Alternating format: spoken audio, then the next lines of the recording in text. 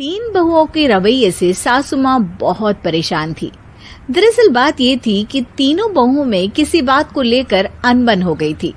तब से ही तीनों एक दूसरे से मुंह फुलाए रहती थी।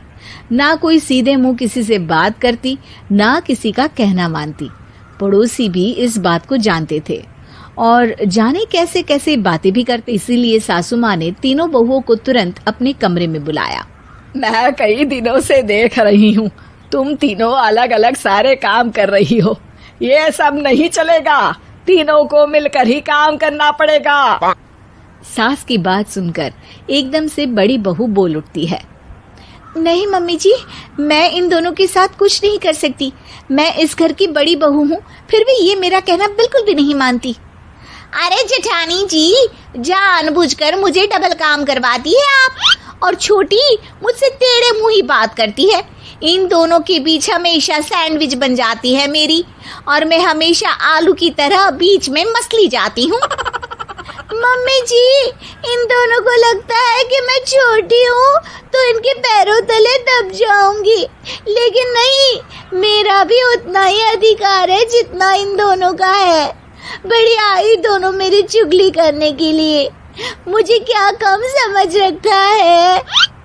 तीनों बहू एक दूसरे से बहस करने लगती है और सास दोबारा ये देखकर टेंशन में आ जाती है और सबसे कहती है, चुप हो जाओ, अब से तुम तीनों सारे काम एक साथ करोगी।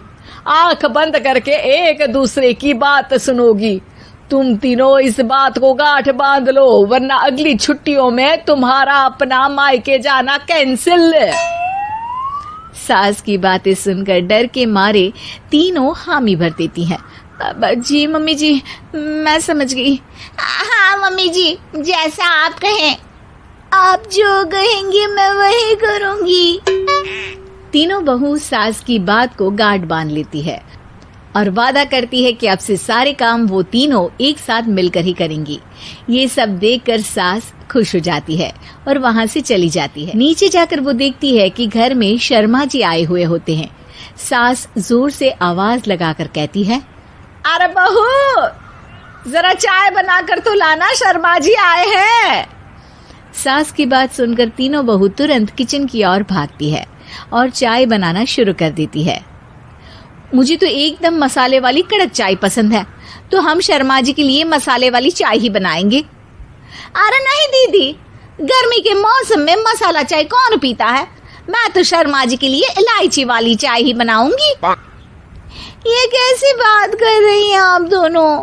मेरी मम्मी ने सिखाया है कि मेहमान को ज्यादा दूध और शक्कर वाली चाय देनी चाहिए, वरना वो घर वालों को कंजूस समझते हैं। तो मैं तो शर्मा जी को ऐसी ही चाय दूंगी।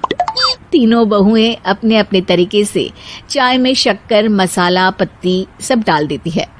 उबलने के बाद तीनों मिलकर चाय बाहर लेकर जाती है और शर्मा जी और सासू माँ को देती हैं। चाय पीने के बाद शर्मा जी सासू माँ को देखकर शर्मा जाते हैं और शर्मिंदा महसूस करते हैं कि आखिर उन्होंने चाय पीने के लिए हामी क्यों भरी।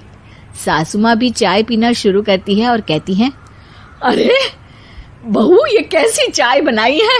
चाय है या मीठे दूध की बासुंदी? हाँ, चाय अच्छी नहीं लगी क्या? कोई बात नहीं, हम पराठा बनाकर लाते हैं। चलो चलो अंदर। हाँ चलो। हाँ, आती हूँ मैं भी। नहीं नहीं, मेरा पेट चाय ने ही चौपट कर दिया, वही काफी है। पराठे से पोपट नहीं करवाना, मैं तो चलता हूँ। शर्मा जी चुपचाप पतली गली से निकल जाते हैं। अगले दिन सास बहुओं से कहती है, अरे बहू, जाओ जाके ऊपर के गेस्ट हाउस की सफाई कर दो। कल हमारे यहाँ मेरे दूर के रिश्तेदार आने वाले हैं, तो पूरे कमरे को चमका देना, समझी? तीनों बहू सास की बात को मानकर ऊपर सफाई करने चली जाती हैं और तीनों कमरे की सफाई चालू कर देती है। बड़ी बहू मकड़ी के जाले साफ करती है, तो बीच वाली झाड़ू लगाना और छोटी वाली सर्फ डालकर जमीन धोना शुरू कर देती है। अरे दीदी, जेठानी जी, अभी मैंने पूरी फर्श धोई और आप फिर से धूल नीचे गिरा रही हैं। और मछली जेठानी जी, आप बिना झाड़ू की धूल यहाँ छटक रही हैं। अरे तीनों को साफ करना है, एक साथ सफाई करते हैं ना। अरे वही तो, हम साथ साथ हैं, घर साफ साफ है। तीनों बहू ऐसे ही काम में उलझ जाती है और 2 घंटे तक एक ही कमरे की सफाई करती रहती है। बहुत देर से अपनी बहुओं को ना देखने के कारण सास ऊपर कमरे में उन्हें देखने जाती है, लेकिन कमरे में घुसते ही वो गीली फर्श पर फिसलने के कारण नीचे गिर जाती है। ओरी मोरी मैया, हड्डी मरोड़ के रख दी। आए मेरी तो कमर ही टूट गई रे। तीनों बहुएं सास को उठाती हैं और बिस्तर पर सुला देती है। अरे मेरे हाथ पैर दर्द कर रहे हैं, दबा दो, आराम मिलेगा। हाँ जी माँ जी। अरे जी माँ जी माँ जी। और तीनों बहुएं एक साथ सास के हाथ को दबाना शुरू कर देती हैं। माँ की तो चीख ही निकल जाती है और नतीजा ये होता है कि सास के बचे हुए शरीर में भी दर्द उठ जाता है। हाय राम, ये क्या कर दिया तुम तीनों ने। अरे मेरी तो किस्मत ही फूटी है कि तुम जैसी बहुएं मुझे मिली। हे भगवान, पूरे शरीर में दर्द बढ़ गया है। अब तो पता नहीं कि चल भी पाऊंगी या नहीं। माफ करो, मुझे गलती हो गई मुझसे कि तुम तीनों को एक साथ काम करने के लिए बोला। सोचा था तीनों मिलके अच्छे से काम करेगी, लेकिन बड़े बुजुर्ग सही कहते थे कि 3 तिगाड़ा काम बिगाड़ा। तुम लोगों ने ये बात ना आज साबित करके दिखा दी। तुम तीनों को तो समझाना यानी मानो भैंस के आगे बीन बजाना है। तुम्हें अकेले अकेले काम करना है ना, तो अब से तुम अकेले ही अपना अपना काम करो। तीनों बहुएं वहां से जाने लगती है। अरे कहाँ जा रही हो? आप ही ने तो कहा कि अपना अपना काम करो, तो मुझे मुल्तानी मिट्टी लगानी है।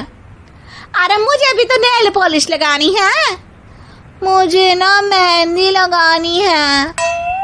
सास अपना सर पीट लेती है और कहती है, अरे मुझे भी लगाना है कुछ। क्या माँ जी? क्या माँ जी? क्या माँ जी? तुम्हारे घर वालों को फोन तुम्हारी हरकतें बताने के लिए।